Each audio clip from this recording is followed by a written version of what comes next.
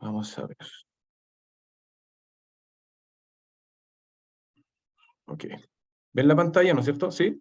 Sí, se ve y se escucha Perfecto. bien. Todos los Tú me asistentes. dices cuándo No hay nadie comienzo. en la sala de espera, así que yo creo que en honor al Ya, tiempo, de que llegaron todos perfecto. puntuales, yo partiría. Así que, dele nomás. Ok. Bueno, primero voy a hacer una corta introducción de por qué de alguna forma elegimos también este tópico. Yo trabajo hace más de 15 años en clínica y mi tesis de doctorado, la que terminé hace el mes pasado, fue en personas con artropatía hemofílica, que es una enfermedad genética donde las personas no pueden generar una coagulación de la sangre normal y terminan con daños articulares muy severos. Entonces, desde esa mirada también mi experiencia como clínico y como investigador. Y actualmente, bueno, terminé ya la defensa hace una semana atrás y ahora sigo acá en Valencia para terminar algunos proyectos. Entonces, la idea también es poder compartir mi experiencia desde el área clínica y también desde los proyectos que hemos realizado en ejercicio y en análisis de movimiento en personas con daño articular. Bueno, entonces vamos a conversar. Lo importante es que el daño articular uno lo puede ver, ¿no es cierto?, en diferentes condiciones. La que más conocemos es la artrosis, pero también hay otras enfermedades como la artritis reumatoide, la artritis séptica después de infecciones intraarticulares que sabemos también que generan grandes problemas en las personas. La inmovilización prolongada, que eso puede estar dado no solamente en problemas musculoesqueléticos, también lo vemos, ¿no es cierto, Marisol, en pacientes en UCI, ¿no es cierto?, cuando queda mucho tiempo movilizado o con poco movimiento, también generan alteraciones musculoesqueléticas que son muy difíciles también de recuperar. Y en lo que yo he trabajado principalmente estos últimos años en hemofilia, particularmente en la artropatía hemofílica, que es la secuela que genera esta enfermedad cuando no hay un tratamiento adecuado.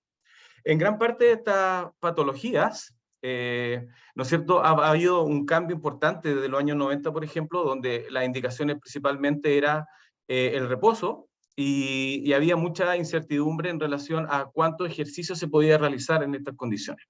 Pero en la actualidad pareciera ser que las contraindicaciones para hacer ejercicio son muy relativas en el sentido de que todas las personas que tengan daño articular pueden hacer ejercicio, y obviamente hay que saber cómo poder prescribirlo para que realmente pueda generar un beneficio. Y de eso también vamos a hablar hoy día en esta clase.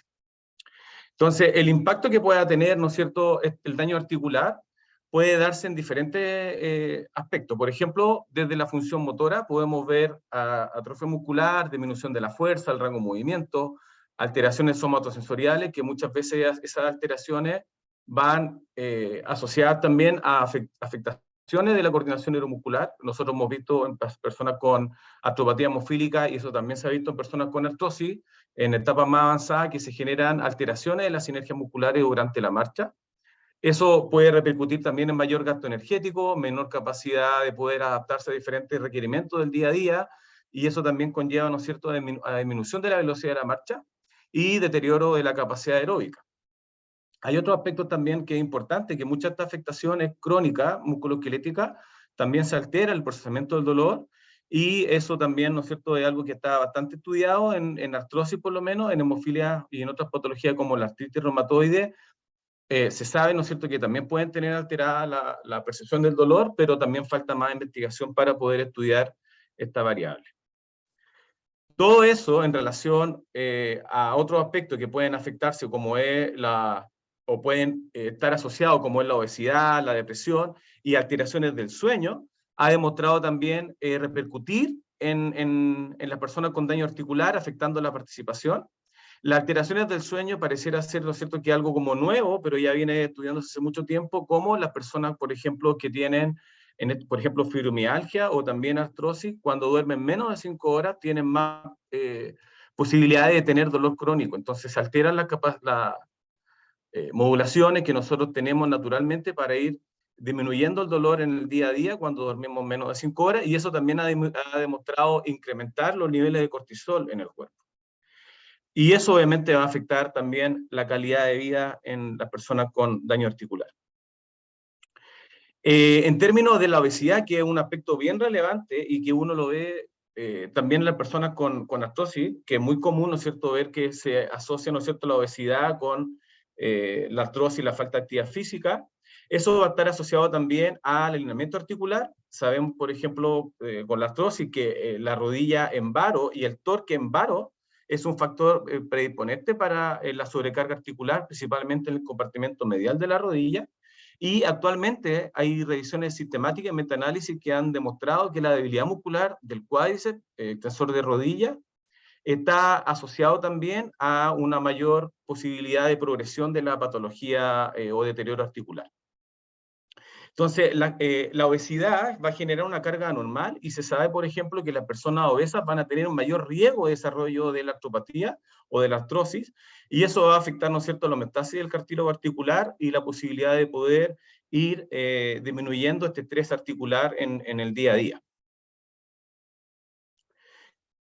Sin embargo, es importante considerar que estos aspectos que pueden afectar a las personas con daño articular no solamente son desde el punto de vista mecánico o fisiológico, también hay aspectos psicológicos que son muy relevantes de poder tomar en cuenta, y actualmente hay bastante literatura que trata de comprender cómo los aspectos psicológicos y sociales, en este caso, por ejemplo, las creencias y experiencias negativas que tienen las personas con daño articular, pueden afectar también el funcionamiento de las personas. Quizás más de alguno de ustedes ha escuchado, por ejemplo, que las personas con daño articular le llega el comentario de que el médico o el tratante le ve la radiografía y le dice, oh, su rodilla está chocando hueso con hueso, o prácticamente ya no tiene articulación. Toda esa información que van recibiendo las personas, que a veces no solamente van desde los profesionales, sino también a veces del círculo cercano, vecinos, familiares, etcétera, pueden ir generando también una conducta de evitación del movimiento, que eso puede afectar también y incrementar, por ejemplo, o generar barreras que finalmente se traducen en mayor kinesofobia o miedo al movimiento, una mayor catastrofización, depresión y ansiedad, y ese conjunto, estas variables psicológicas, han demostrado también que son un factor que puede generar mayor cronificación y mayor discapacidad en las personas con daño articular. Y eso es importante considerarlo, porque si nosotros vamos a pensar en prescribir ejercicio, nosotros tenemos que considerar también esa variable psicológica, que lo vamos a conversar más adelante. Entonces, los ejercicios, nosotros podemos clasificarlos en 4 grandes grupos. El primero, ¿no es cierto?, es fortalecimiento muscular, que nosotros sabemos que podemos entrenarlo con elementos externos, pero también con resistencia elástica, y eso es muy importante. La banda elástica hoy día es una herramienta muy barata, simple, intransportable para los pacientes y segura también.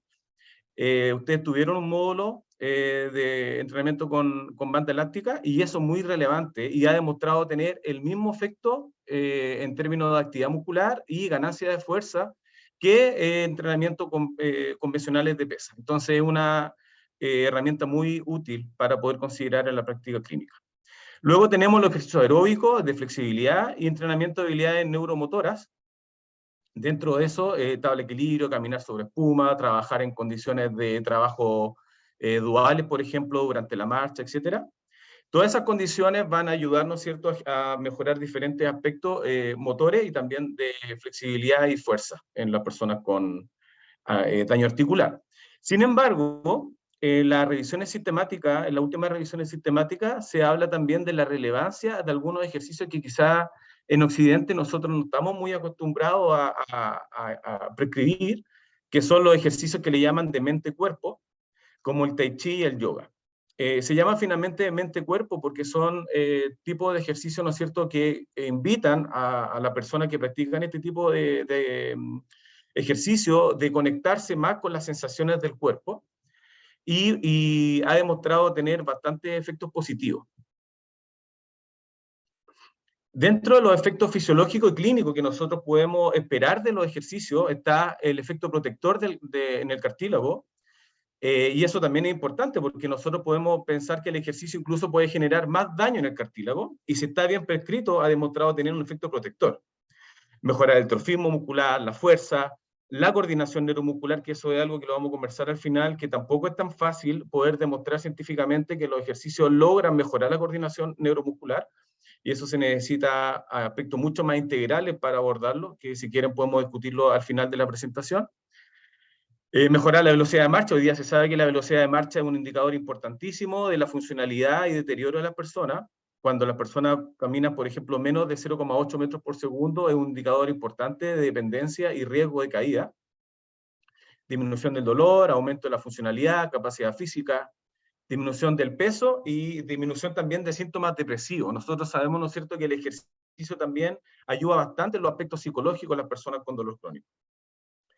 Sin embargo, es importante considerar que cada intervención que nosotros realicemos en personas con daño articular, las expectativas pueden usarse como métodos para mejorar la respuesta del tratamiento.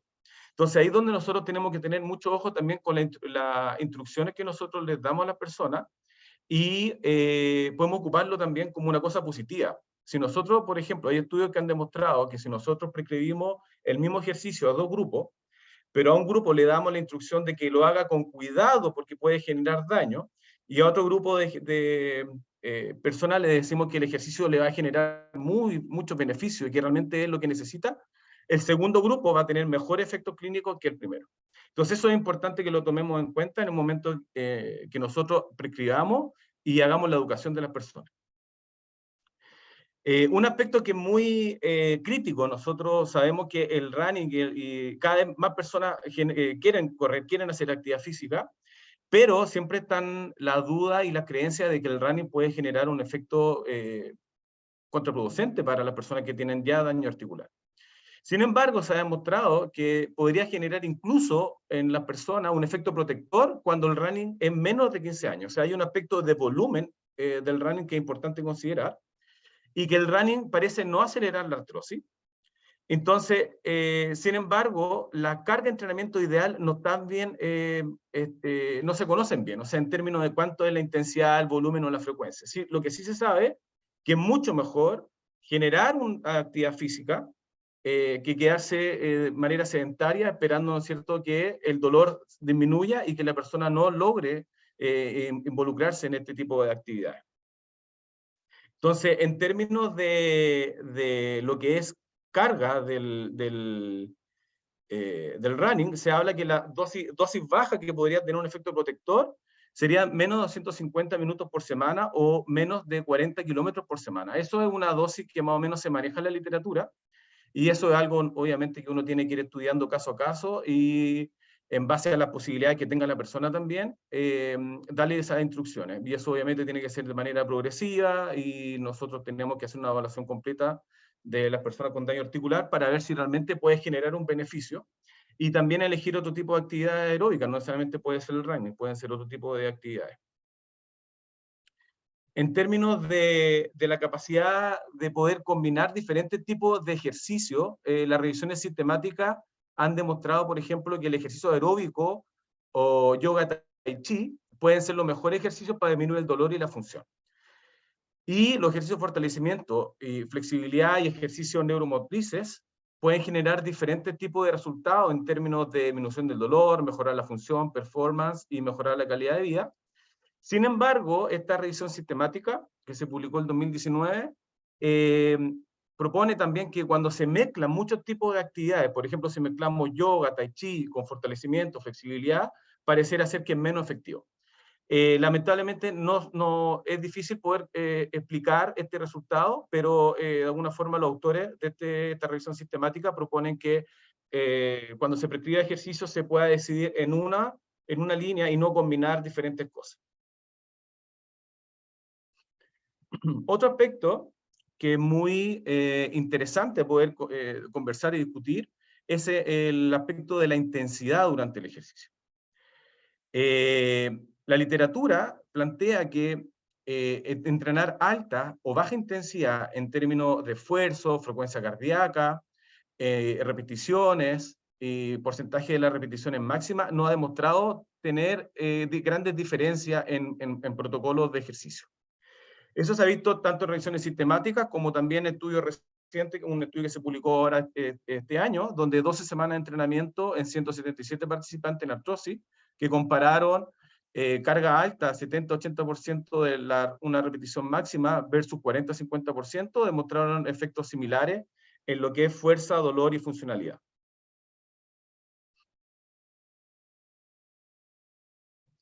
Otro aspecto importante es la preferencia del paciente y ejercicio, ¿ya? Eso es un aspecto que está bastante estudiado y las guías clínicas, por ejemplo, de reumatología, particularmente de artritis reumatoide, plantean de que la evidencia es insuficiente para recomendar el mejor ejercicio. Y eso es súper importante porque a veces pueden salir literatura que dicen, por ejemplo, es mejor en pacientes con artrosis entrenar ejercicios de la cadera o más que ejercicio solamente la rodilla o combinar ambos.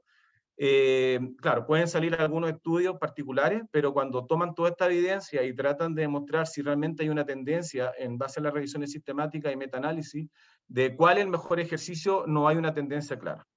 Entonces, en base a eso, lo que se plantea es la prescripción debe realizarse en términos de preferencia del paciente. Y un aspecto muy relevante que si el paciente no encuentra aceptable o seguro cierta forma de ejercicio, es probable que los resultados sean limitados. Y ese aspecto es muy importante tomarlo en cuenta e incorporarlo también en cómo el paciente va a percibir el ejercicio y el dolor. Por ejemplo, cuando el ejercicio pueda generar dolor, a veces es bueno que pueda tener algo de molestia, porque así el paciente va adaptándose a creer, ¿no es cierto?, que el dolor no siempre es igual al daño y que muchas veces uno tiene que hacer diferentes actividades de la vida diaria con algo de dolor, pero eso no limita, ¿no es cierto?, que la persona pueda desenvolverse en el día a día. Si nosotros le indicamos a la persona, por ejemplo, solamente ejercicio sin dolor, la literatura ha demostrado que puede tener resultados más bajos que cuando a la persona se les da un umbral para generar algo de, o sea, que está permitido algo de dolor durante el ejercicio. Sin embargo, si nosotros nos pasamos al otro extremo de hacer ejercicio, por ejemplo, en este caso se propone un umbral sobre 7, eso puede generar un estrés psicológico en la persona y eso obviamente puede generar también una baja en los resultados clínicos que nosotros podamos esperar en las personas. En personas con artrosis, se ha demostrado, por ejemplo, o se ha propuesto que nosotros podemos trabajar en base a umbrales de seguridad. Entonces se habla de que umbrales seguros podrían ser entre la escala visual análoga de entre 0 y 10, entre 0 y 2, aceptable podría ser entre 3 y 5, y alto riesgo ya podría ser entre 6 y 10. Sin embargo, es importante hacer una crítica también a esto, que muchas veces estas son como recomendaciones, pero falta evidencia científica en la cual se puedan unir tanto el campo de clínico, de la investigación, y también conocer también las percepciones de los pacientes en términos de cuándo es, según ellos, un dolor que pueda ser seguro para poder entrenar. Y eso puede irse modificando, puede ir cambiando dependiendo de las patologías. Y eso es algo que falta bastante estudio, pero por ahora el mensaje es, hay umbrales, podemos trabajar con umbrales, y siempre es bueno que el paciente no poner esta alarma de decir, no haga ejercicio con dolor, porque el dolor puede ser bajo y todavía va a ser seguro. En términos del efecto del entrenamiento, de la fuerza, por ejemplo, y la percepción de la funcionalidad y la calidad de vida de las personas, en este caso es un estudio que publicamos hace una semana atrás en personas con artropatía hemofílica, que como le comentaba al inicio de la presentación, una patología, en Chile una patología GES, está incluido el tratamiento para estas personas, pero tienen daños articulares muy severos que se inician desde muy chicos por el déficit de coagulación, y las articulaciones, como se va acumulando sangre en la articulación, lo que más presentan ellos son problemas a nivel de la rodilla y el tobillo en el tren inferior. Siempre es un desafío hacer entrenamiento en este tipo de población porque llevan toda la vida con problemas articulares. Bueno, en este estudio, que es un estudio secundario de un proyecto que se hizo acá en la Universidad de Valencia, donde fueron 8 semanas de entrenamiento, 2 veces por semana, y se realizó un aumento progresivo. Cada 2 semanas se fue modificando la carga, y se evaluó calidad de vida y funcionalidad con score o cuestionario específico para hemofilia. Y lo que se observó es que la percepción de las personas con hemofilia después de este tipo de entrenamiento, en comparación a un grupo control que no se realizó nada, es que mejora la percepción de habilidades funcionales, por ejemplo, al sentarse, arrodillarse, estar de pie, saltar, correr, y mejoró la calidad de vida, pero solo en los aspectos de dimensión de la percepción de cómo la persona siente su salud articular. Sin embargo, se observaron efectos limitados en la salud mental y relaciones sociales. Eso también es sumamente importante porque cuando nosotros prescribimos ejercicio en personas con daño articular, tenemos que saber que a veces lo que la persona va a percibir va a ser mejor en la funcionalidad, va a sentir que quizás tiene una mejor salud articular, pero eso no necesariamente se va a traducir en un cambio de la conducta de la persona y un cambio, ¿no es cierto?, en cómo la persona se va desenvolviendo en el día a día y cómo va aumentando sus relaciones sociales. Entonces, ahí también hay que combinar con otro tipo de intervención. Y en este caso, por ejemplo, donde juega un rol muy importante la educación en las personas con daño articular. Entonces, las diferentes guías, por ejemplo, en este caso, de nuevo aparece la guía americana de reumatología, establece que la educación sobre la enfermedad y sobre los efectos de los medicamentos es sumamente importante, que uno ocupe un tiempo de nuestro quehacer clínico en explicarle a los pacientes estos aspectos, y establecer metas, resoluciones de problemas y enfatizar en el pensamiento positivo. Yo le voy a mostrar un ejemplo también para que quede un poco más claro. Y la importancia, ¿no es cierto?, de hacer actividad física y realizar el ejercicio. Entonces, uno puede hacer este tipo de educación, que también muchos estudios lo plantean, que no necesariamente tiene que ser individual, también pueden ser en grupo. Eso también ayuda mucho a que puedan interactuar también las personas, conversar y transferir información en base a la experiencia que van teniendo ellos. Es, por ejemplo, dar meta en términos de cuánto caminar por día, en términos de tiempo, pasos, hacer ejercicio, bajar de peso. La literatura plantea que mínimo deberían ser 5% del peso corporal para empezar a sentir cambio clínico. El hecho de dormir más de 5 horas, que lo explicábamos al inicio, que es un aspecto protector también para el dolor, y que la persona incremente sus actividades sociales del día a día, porque eso también ayuda, ¿no es cierto?, a que la persona se sienta que va funcionando mejor en términos no solamente funcionales, sino ya va saliendo un poco más de esa cárcel, que podríamos decir que una cárcel virtual que las personas tienen muchas veces, donde limitan diferentes actividades solamente por el dolor. Y, y las recomendaciones, por ejemplo, que se plantean en la gran cantidad de guías clínicas a nivel mundial, centran todo en tres grandes aspectos. Uno es la educación. Dos es en los ejercicios, en los diferentes aspectos que nosotros lo mencionamos anteriormente, y el control del peso. Y todas las otras acciones terapéuticas, como son el uso del brace, plantilla, la terapia manual, que nosotros sabemos que hace un tiempo atrás estaba muy en boga, y la fisioterapia, son solamente aspectos secundarios. Y estos tres pilares, que es la educación, ejercicio y control de peso, hoy día son las grandes acciones terapéuticas que se recomiendan en la mayoría de las guías clínicas a nivel mundial. Sin embargo, tenemos que pensar que muchas de las personas que tienen actualmente daño articular en etapas más avanzadas van a llegar, ¿no es cierto?, a una cirugía, en este caso en la rodilla, de prótesis total de rodilla. Y hay bastante literatura que propone la relevancia de poder hacer pre-rehabilitación, en términos de poder no solamente mejorar los outcomes de la postcirugía, sino también una ventana de tiempo para poder educar a las personas en términos de los ejercicios y que la persona vaya generando hábitos en cómo poder realizar, ¿no es cierto?, los ejercicios de manera más continua.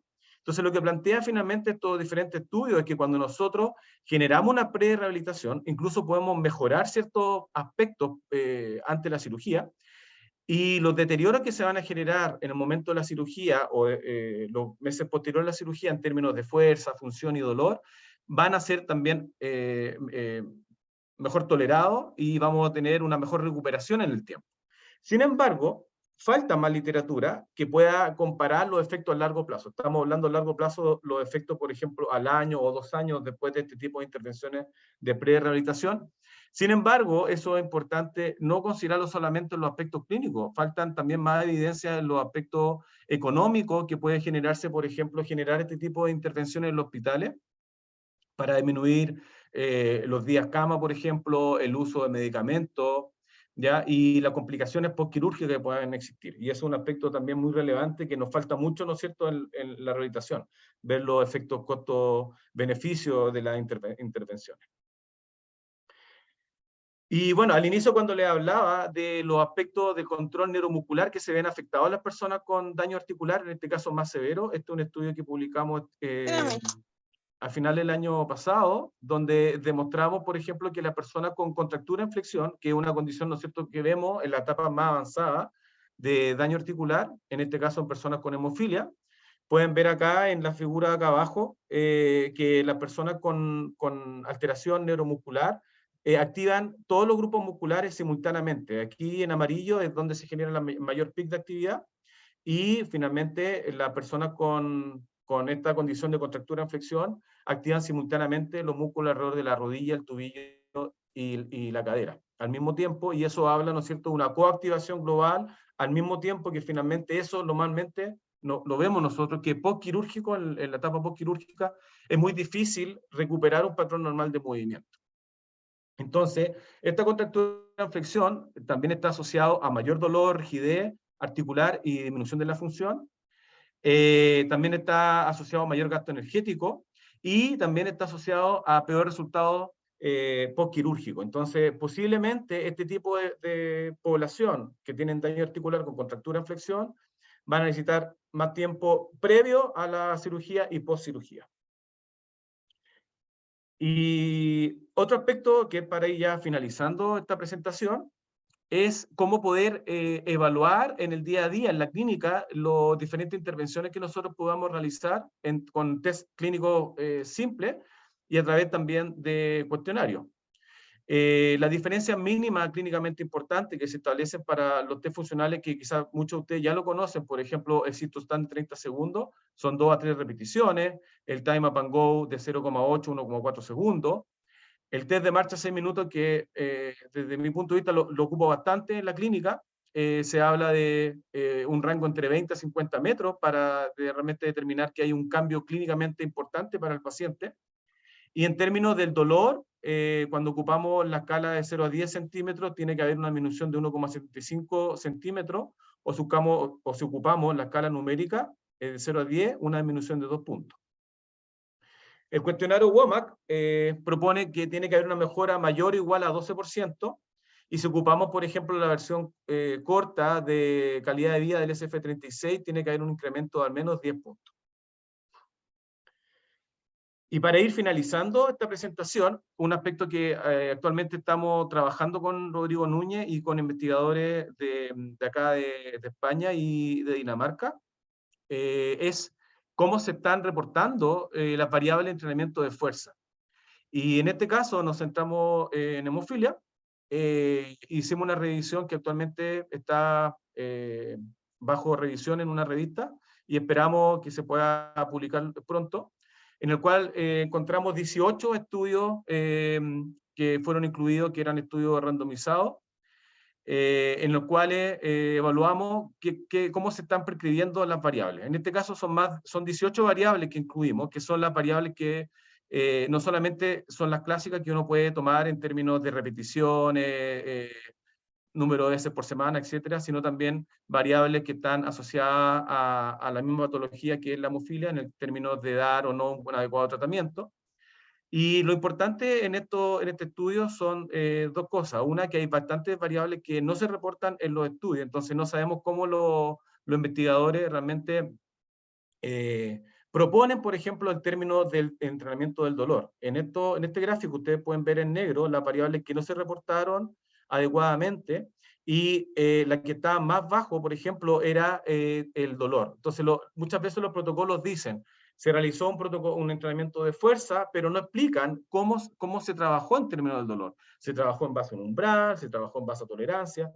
Entonces, eso también afecta bastante el cómo nosotros podamos ocupar esa literatura para el trabajo clínico, pero también hace muy difícil el día de mañana poder tener conclusiones que ayuden realmente cuando queremos hacer revisiones sistemáticas y metaanálisis. Entonces, por eso que finalmente nosotros proponemos un checklist con las 18 variables para que idealmente invitar también no solamente a los investigadores, sino también a los clínicos, de poder considerar que hacer ejercicio y prescribir ejercicio incorpora un análisis profundo, y que tenemos que considerar varias variables en el momento de prescribir. Eso nos va a ayudar también a mejorar nuestra práctica clínica. Entonces, como mensaje final, considerar que el ejercicio, la educación y la baja de peso son los pilares del tratamiento no farmacológico y prequirúrgico en las personas con daño articular. Reconocer que la preferencia y accesibilidad al momento de diseñar pauta de ejercicio es algo muy relevante, y como le explicaba anteriormente, si las personas con daño articular sienten que el ejercicio no es seguro, lo más probable es que sus resultados no van a ser óptimos. Y recuerde siempre que ante todo siempre va a ser mejor moverse que quedarse quieto o el reposo. Entonces tenemos que incentivar la actividad física, incentivar que la persona tome como una rutina y algo cotidiano hacer actividad física y hacerlo de ejercicio. Y finalmente se necesita mejorar la descripción de los protocolos de ejercicio, como le mostramos en la última figura. Eso va a ayudar a comparar protocolos en futuros estudios, principalmente en revisiones sistemáticas y metaanálisis. Eso, muchas gracias.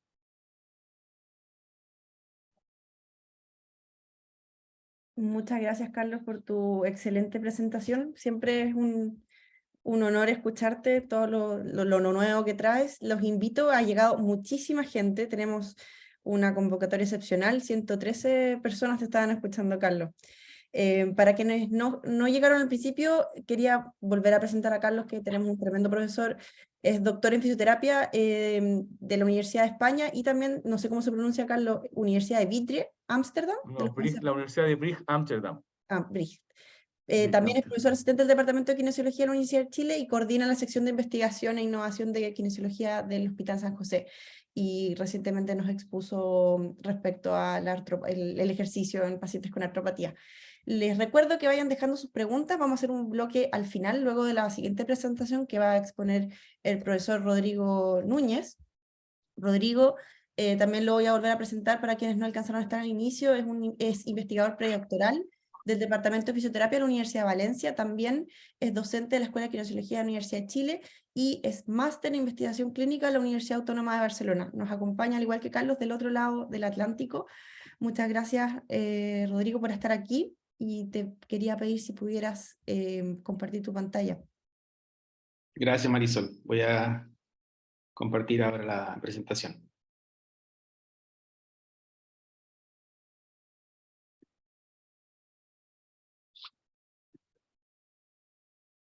Perfecto. Bien, muchas gracias, Marisol, por la presentación.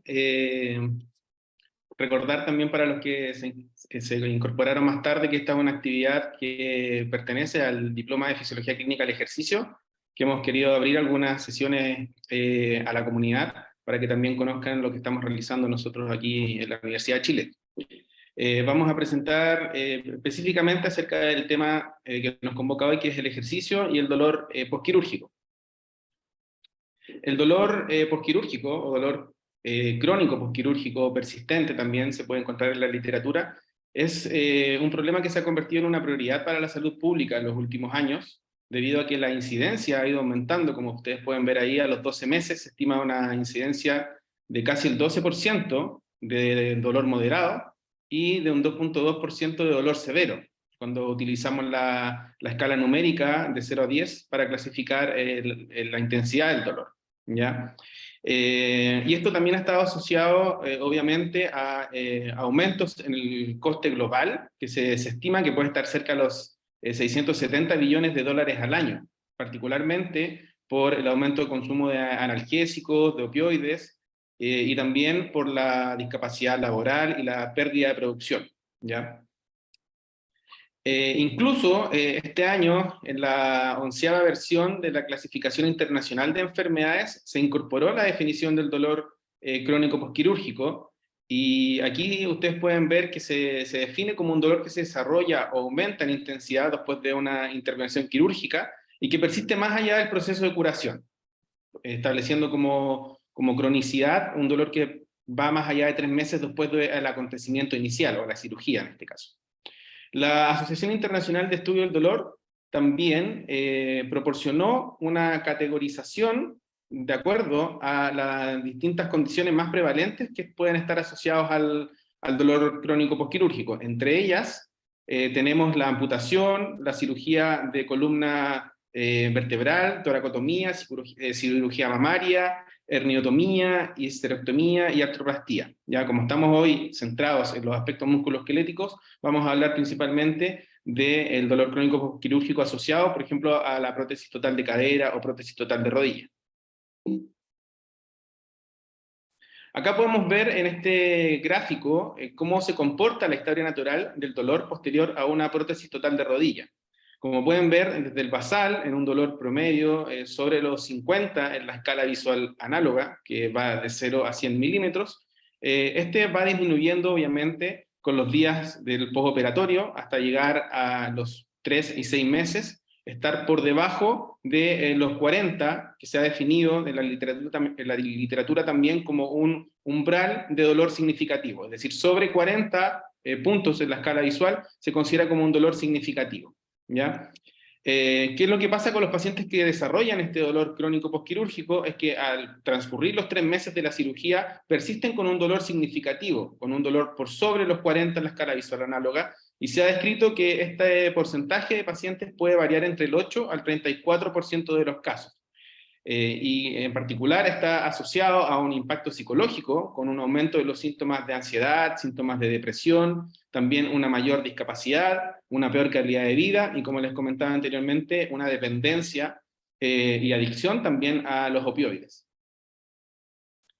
Este es un estudio cualitativo que trató de describir la experiencia del proceso de recuperación de los pacientes que se someten a una cirugía de prótesis total de rodilla. Y lo describen como un dolor horrible, extremo, constante. Incluso algunas mujeres lo describen como que es un dolor peor que el parto, que preferirían tener 10 hijos antes de volver a pasar por esta situación.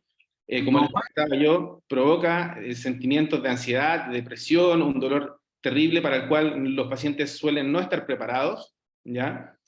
Y que lamentablemente la literatura científica se ha centrado principalmente en el manejo farmacológico del dolor crónico quirúrgico. Hay estudios que reportan que, por ejemplo, el bloqueo neural durante la cirugía o la administración de inhibidores de serotonina pueden ser alguna estrategia útil para disminuir la intensidad del dolor después de la cirugía, pero información respecto al ejercicio o cuáles son los beneficios del ejercicio en este grupo en particular, hay muy escasos reportes en la evidencia científica. ¿Ya?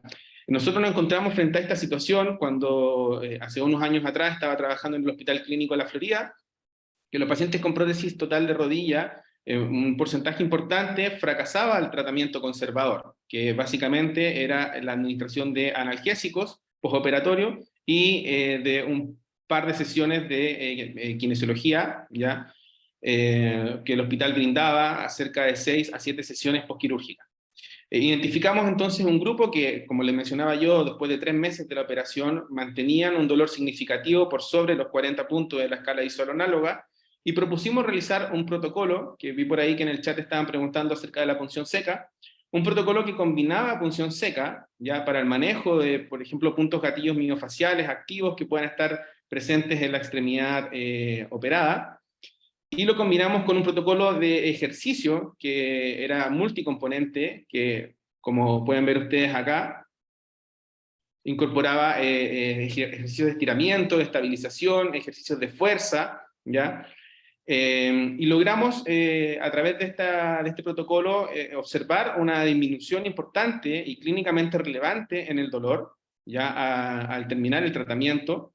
Y también observamos que los pacientes mejoraban su rendimiento físico en la distancia en el test de marcha, también así como el aumento en el rango articular y obviamente en el número de puntos gatillos activos en la extremidad operada. Por lo tanto, como les mencionaba yo, existe mucha literatura respecto al manejo farmacológico, pero muy poca literatura respecto al manejo por nuestra parte, como de los equipos de rehabilitación. A nosotros nos tocó particularmente en este caso vernos a las dificultades que presentaban los comités éticos, obviamente, con una justificación adecuada, de que someter a un grupo de pacientes que ya había fracasado con el tratamiento conservador a un tratamiento control no es adecuado, por lo tanto es difícil poder diseñar estos modelos de estudios experimentales randomizados con 2 grupos, con un grupo de tratamiento control, pero logramos hacer esta serie de casos para poder identificar de manera preliminar cómo el tratamiento multicomponente puede generar beneficio en nuestros pacientes. También es importante que nosotros definamos cuáles son los factores de riesgo que podemos identificar en la clínica que pueden estar asociados al dolor persistente después de una cirugía.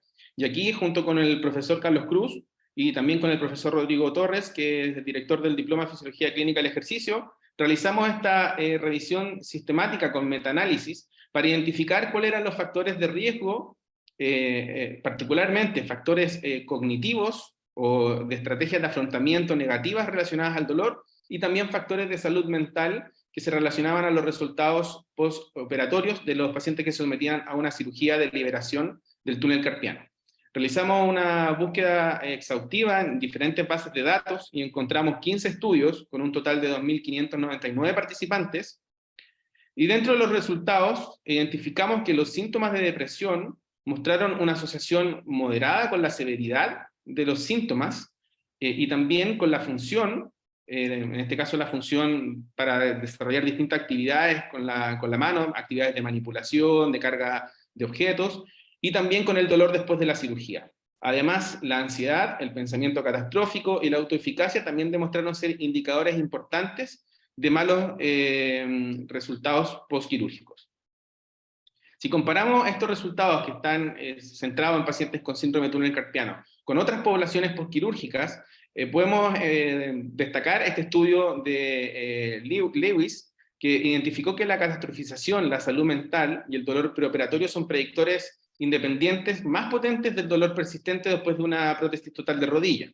Por otro lado, tenemos este estudio que se realizó en pacientes con cirugía de hombro, en la cual la conducta de evitación ya asociada al miedo y la autoeficacia se relacionaron significativamente con el dolor y la función postquirúrgica 12 meses después de la cirugía. Y por último, tenemos este estudio que se realizó en pacientes que se sometían a cirugía de columna, e identificó que la depresión, la ansiedad y el mal afrontamiento son predictores importantes de un mal resultado después de la cirugía lumbar. ¿Por qué es importante identificar estos factores de riesgo? Porque son factores que son modificables y se pueden modificar también a partir del ejercicio o la rehabilitación, ¿verdad? Acá tenemos un metaanálisis en red en el cual se identificó que el ejercicio aeróbico, el ejercicio de resistencia y el ejercicio mente-cuerpo, que mencionaba también Carlos Cruz en su presentación, son equivalentes para mitigar los síntomas de depresión en adultos mayores. Acá, como pueden ver ustedes en el gráfico, representa este diagrama el metaanálisis en red. Se utiliza para comparar distintos tipos de tratamiento. En este caso están acá los distintos tipos de intervenciones o distintos tipos de ejercicio, y a medida que este círculo es más grande, quiere decir que hay más estudios, que el tamaño muestral de estos estudios es mayor, y las comparaciones que se establecen cruzadas entre cada uno de los estudios, mientras mayor es el grosor de esta línea, quiere decir que hay más estudios que están comparando esos dos tipos de tratamiento, ¿ya? Para que ustedes puedan identificar o comprender cómo se interpretan este tipo de resultados. Por otro lado, tenemos acá un estudio que identificó, también a través de un metaanálisis en red, que el ejercicio de fortalecimiento tenía más beneficios para la salud mental en general, y el ejercicio de fortalecimiento o mixto de forma específica para los síntomas depresivos, aquí ya entrando en población de pacientes con artrosis de rodilla. Entonces, como les mencionaba yo, estos factores de riesgo que han demostrado una asociación prospectiva con el desarrollo del dolor crónico postquirúrgico, el dolor persistente en diversas condiciones musculoesqueléticas, sabemos que estos factores de riesgo también se pueden modificar a partir del ejercicio, ya sea ejercicio asociado a otro tipo de intervenciones, como decía Carlos, la educación, que es un pilar fundamental, o el ejercicio también por sí solo. El tratamiento multimodal también, acá en otra revisión sistemática con metaanálisis, demostró efectos más fuertes en reducir la catastrofización. También mencionamos que la catastrofización es un factor de riesgo importante para el dolor persistente, y en este caso el tratamiento multicomponente juntaba tanto ejercicio como educación en neurociencias del dolor, terapia cognitivo-conductual, terapia de afrontación y aceptación al dolor, ¿ya? Y tenemos por otro lado acá una revisión sistemática que también demostró que el ejercicio, cuando se combina con educación, da lugar a mayores beneficios a corto plazo, tanto en el dolor, en la discapacidad, como la reducción de la kinesofobia, la catastrofización del dolor, en relación al ejercicio por sí solo. Por lo tanto, también es importante que dependiendo cuál es la condición del paciente, ¿ya? Si es un paciente que yo identifico que pueda tener altos niveles de catastrofización o altos niveles de miedo al movimiento, puedo incorporar también esta terapia de educación en neurociencias del dolor, por ejemplo, y combinarla con el ejercicio para dar lugar a mayores o mejores resultados clínicos. Este es una revisión sistemática que se centró específicamente en la educación en neurociencias del dolor, ya en una población específica de pacientes con dolor crónico musculoesquelético. Y de todos los artículos que seleccionaron en esta revisión sistemática, solamente se identificaron 3 estudios que estaban centrados en población postquirúrgica. Yo partí diciéndoles en esta presentación que hay muy poca literatura que se centre en las intervenciones de rehabilitación en el dolor crónico postquirúrgico.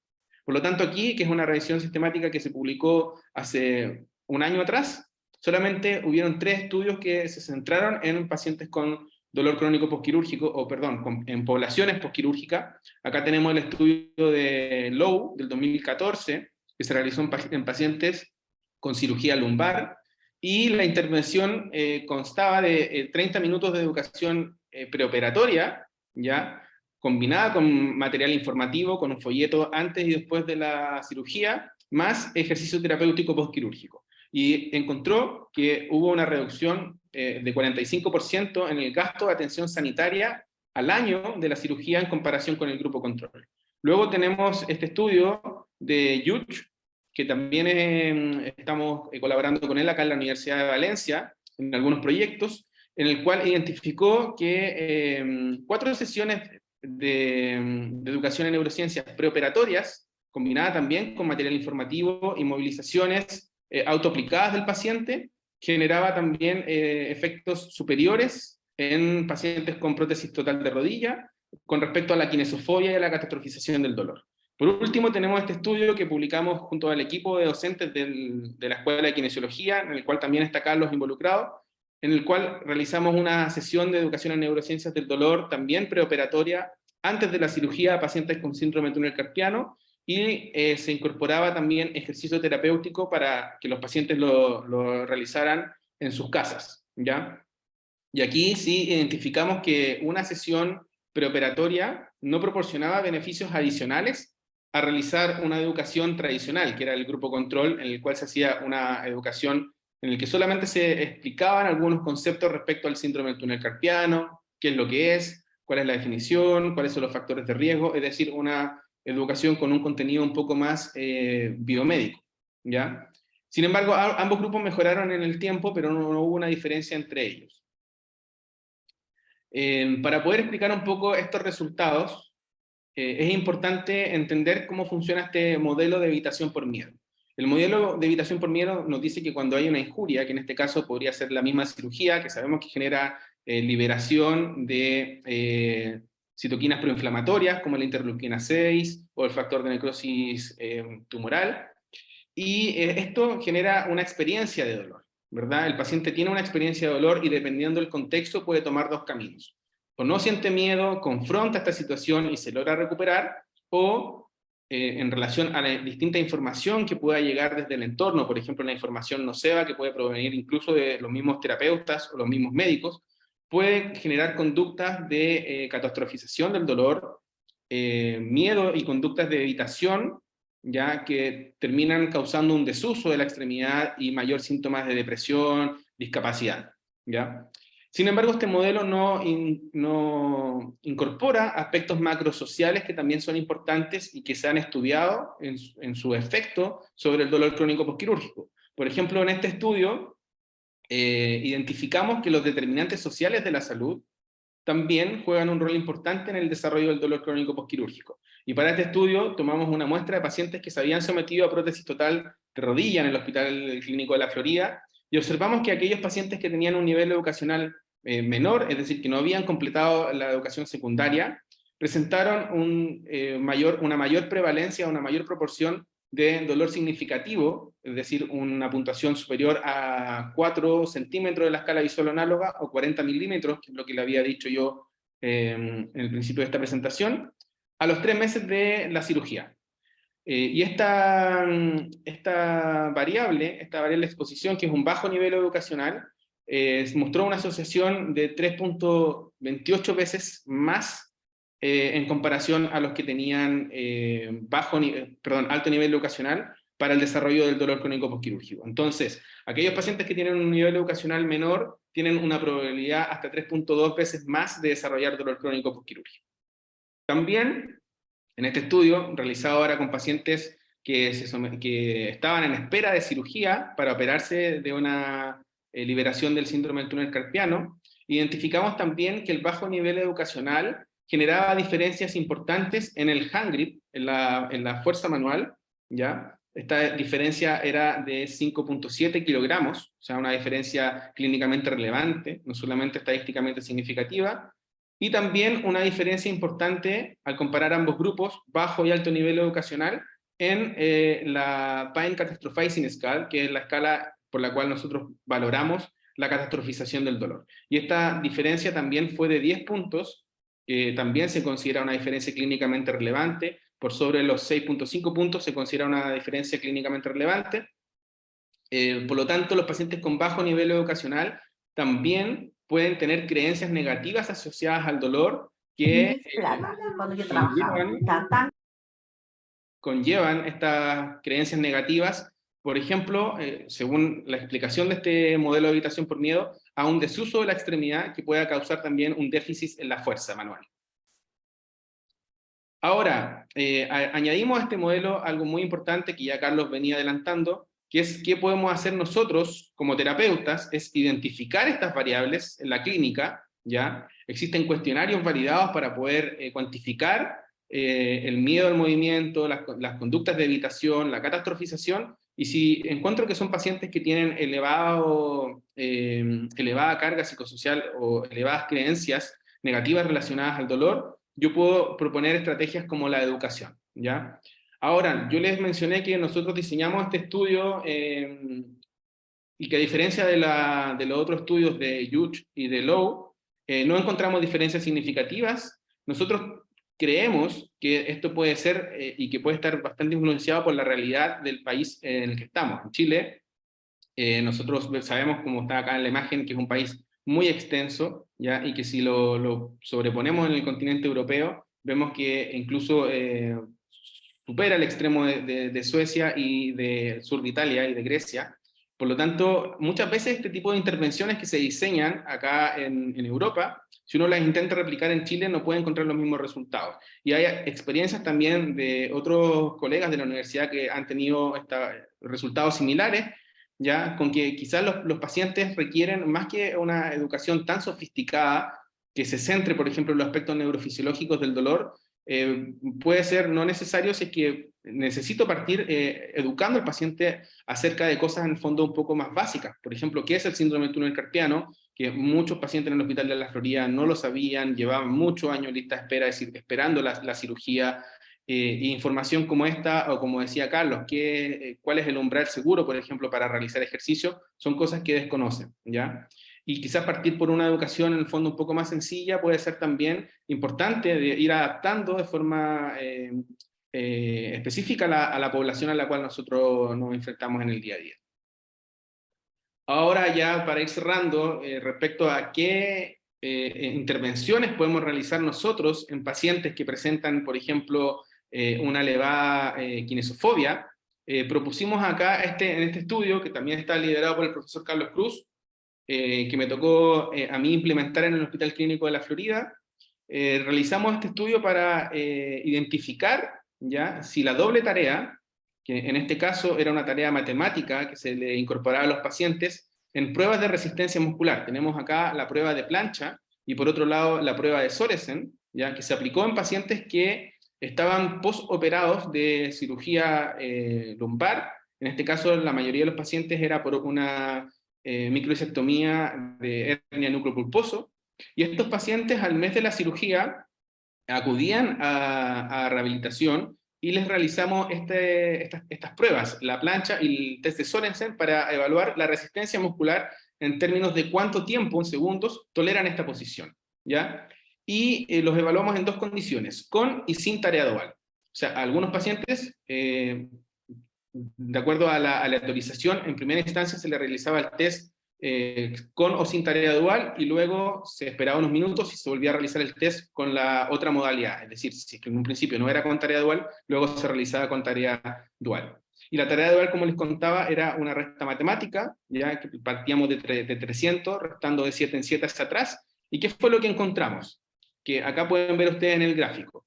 Los pacientes que tenían un mayor nivel de kinesofobia, una mayor puntuación de kinesofobia, mostraron un mayor cambio, ¿ya? En comparación a la prueba sin tarea dual o con tarea dual, en términos de segundos, de cuánto tiempo mantenían la posición, ¿ya? Por lo tanto, los pacientes que tienen altos niveles de kinesofobia, cuando uno incorpora esta estrategia de la tarea dual, vemos que aumenta su rendimiento en la resistencia muscular, ¿ya? Específicamente se observaron mayores cambios en el Soresen, pero también hubo una correlación,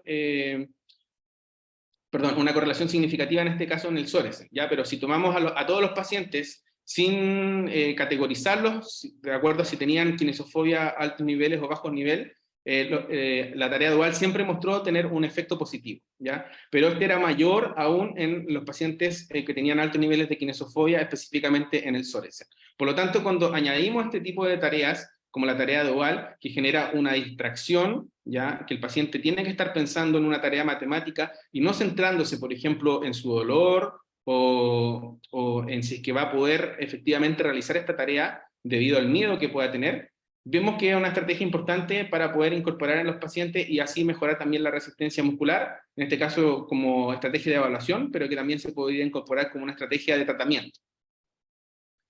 Y también es importante destacar que tenemos revisiones sistemáticas con metaanálisis que han descrito que la rehabilitación domiciliaria también tiene efectos similares a la rehabilitación que se puede hacer en el contexto hospitalario. ¿Esto por qué se lo menciono? Porque con la pandemia del COVID-19, también en la rehabilitación, o nuestro rol como rehabilitadores, ha tenido que modificarse y hemos tenido que recurrir a otras modalidades de intervención, como por ejemplo el ejercicio en casa, ¿ya? O también la telerehabilitación. Y que el día de hoy, que la pandemia ha ido disminuyendo también en relación a los números de casos activos o a las restricciones de movilidad social, vemos que también existen pacientes que en el día a día pueden tener barreras, como por ejemplo barreras geográficas o económicas, que no les permitan acudir al hospital, y debemos también ser capaces de prescribir ejercicio en domicilio o a través de herramientas que involucren también nuevas o innovar en tecnologías para poder acercarnos a nuestros pacientes. Entonces, esta revisión sistemática identificó que la rehabilitación domiciliaria multicomponente es comparable con la rehabilitación hospitalaria en términos de mejora de fuerza muscular, velocidad de marcha, de equilibrio, desarrollo de actividades de la vida diaria, calidad de vida, ¿ya? Y también la alta adherencia al ejercicio fue clave en los pacientes que realizaban sus ejercicios en la casa. Y eso también es importante, y Carlos lo mencionó en el checklist, para prescribir ejercicio, que es importante también controlar nosotros la adherencia cuando dejamos este tipo de intervenciones que se realicen en el fondo autorreguladas por el paciente en su domicilio. También compartirles la experiencia que tuvimos en el Hospital Clínico La Florida, donde trabajamos con un equipo multidisciplinario en el cual la enfermera y la trabajadora social realizaban una evaluación específica de aquellos pacientes que cumplían los requisitos de poder irse a su casa de forma precoz, es decir, en el mismo día de la cirugía, tanto para prótesis de rodilla como para prótesis de cadera, y aquellos pacientes que tenían un bajo riesgo en el aspecto médico y también en el aspecto social, que contaban con una buena red de apoyo, ¿ya? Y con algunas características en el hogar, por ejemplo, que facilitaran que la ambulancia llegara y dejara al paciente, por ejemplo, en un primer piso, ya con un buen acceso, lograron ser dados de alta, acá en el follow-up, cerca de un 60% de los pacientes, eran entre el 50 y 60% de los pacientes lograron ser de altas el mismo día de la cirugía. Y esto también era posible gracias a que el kinesiólogo y la enfermera realizaron una visita preoperatoria del paciente, ¿ya? Para educarlo en términos de administración de medicamentos, no solamente, como les contaba yo, educarlo respecto al dolor, sino que educarles también a posturas luxantes, posturas de riesgo. También se pueden enseñar a los pacientes cuáles son los tipos de ejercicios para que ellos lo sepan hacer cuando están sin la cirugía, ¿verdad? Sin la lesión, sin el dolor, para que ellos sepan cómo contraer la musculatura. Y luego de la cirugía, inmediatamente el día siguiente los íbamos a ver a la casa y comenzábamos con el protocolo de rehabilitación propiamente tal, ¿ya? Y en este estudio en particular que publicamos junto a los 2 traumatólogos que realizan esta cirugía, encontramos que la tasa de complicaciones de los pacientes, es decir, trombosis venosa profunda o luxación, eran muy bajas, incluso similares a las que tienen los pacientes cuando se operan de manera tradicional en el hospital, que es menor al 5%, ¿ya? Y como les comentaba yo, también estrategias de telerehabilitación mediante plataformas digitales, puede ser videoconferencia en tiempo real, programas de video asincrónicos, sesiones educativas por teléfono, o incluso ya de manera más avanzada, sesiones virtuales, interactivas y juegos, ¿ya? Estas son intervenciones que se incorporaron en esta revisión sistemática, específicamente en telerehabilitación para pacientes que eran sometidos a una cirugía ortopédica, ¿ya? El comparador acá fue la atención habitual, se encontraron 15 ensayos clínicos, la mayoría de la literatura está centrada en prótesis de rodilla y prótesis de cadera, y encontró una evidencia fuerte a moderada, ¿ya?, sobre que este tipo de intervenciones generan efectos favorables para los pacientes en términos de dolor y discapacidad, ¿ya? Lo mismo pero con una evidencia un poco más débil para pacientes con otras cirugías que no fueran prótesis de rodilla y prótesis de cadera, que estuvieran centradas en la extremidad inferior. Por lo tanto, como conclusión, para cerrar, el tratamiento multimodal que combine terapia de educación con ejercicio puede llevar a mayores beneficios en el tratamiento de pacientes que esperan cirugía ortopédica, y también para aquellos que ya han sido sometidos a una cirugía. Y por último, un mensaje importante, que los equipos multidisciplinarios también de rehabilitación deben ser conscientes tanto de los aspectos psicosociales que ya les mencionaba, como de las desigualdades provocadas en salud por los determinantes sociales de la salud, para así implementar estrategias que sean especializadas y que se puedan adaptar también a las preferencias de los pacientes para el manejo del dolor postquirúrgico. Eso, muchas gracias. Muchísimas gracias, Rodrigo, por tu excelente presentación.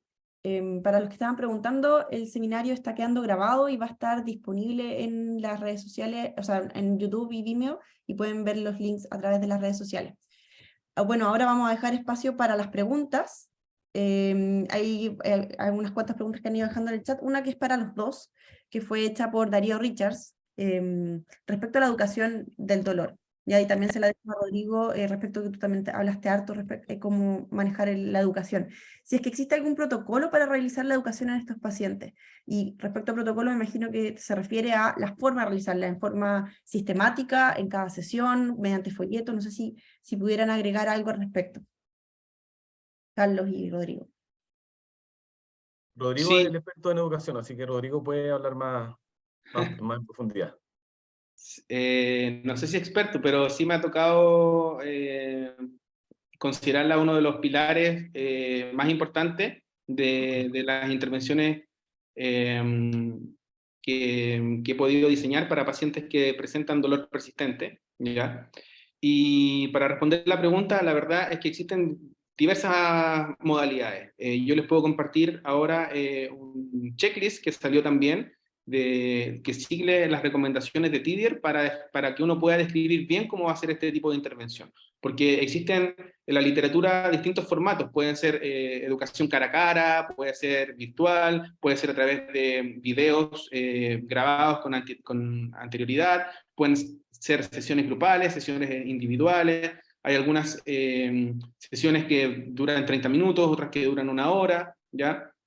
Nosotros sí podemos decir por experiencia personal que a medida que uno va incorporando un mayor número de sesiones, también puede ir reforzando los contenidos que uno entrega en estas sesiones de educación, ¿ya? Que también están estandarizados, o sea, uno tiene que hablar de algunos componentes clave, como por ejemplo hablar de la fisiología del dolor, hablar de cuáles son los componentes que están asociados al dolor persistente, que me mencionaba cómo influye el miedo al movimiento, la catastrofización, la autoeficacia, ¿ya? Y también cuáles son las estrategias que el paciente puede tomar para poder ir disminuyendo el dolor, cuáles son las herramientas que tiene el paciente para ir disminuyendo esta alarma, ¿ya? Que en el fondo uno le explica y educa a los pacientes sobre que el dolor es una alarma, en el fondo, que nos avisa que algo está mal en nuestro cuerpo, ¿ya?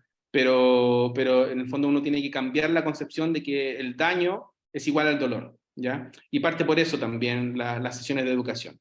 Entonces, lo que hemos identificado nosotros con los diversos estudios que hemos realizado es que a medida que uno va haciendo más sesiones, quizás un poco más reducidas en el tiempo, porque también influye la atención que pueda tener el paciente, podemos ir también reforzando los contenidos y asegurándonos que el paciente también sea capaz de incorporar estos contenidos en su vida cotidiana. Porque no sacamos nada con entregar, por ejemplo, un material informativo o hacer una sesión única preoperatoria, que fue lo que nos ocurrió en el primer estudio, y no evaluar en el seguimiento de si es que realmente estos contenidos son bien, son comprendidos por los pacientes y son aplicados también. Y como les digo, existe un checklist que también tiene las preguntas estandarizadas sobre cómo poder evaluar la comprensión también del paciente. Entonces, se lo podemos compartir, obviamente, a los interesados. Buenísimo. Sí, yo creo que es sumamente importante esta pregunta, sobre todo porque se aplica a prácticamente todas las áreas que hemos estado hablando aquí. Tengo una pregunta para el profesor Cruz. Si es que la realiza Patricio Mercado, si es que existe una cantidad mínima de sesiones para realizar un programa de rehabilitación en usuarios con AR, así como existe en rehabilitación pulmonar, por ejemplo, 20 sesiones mínimas para ver efectos en el usuario. No es fácil el músculo esquelético. Yo creo que en músculo esquelético estamos más atrasados que en respiratorio en ese sentido.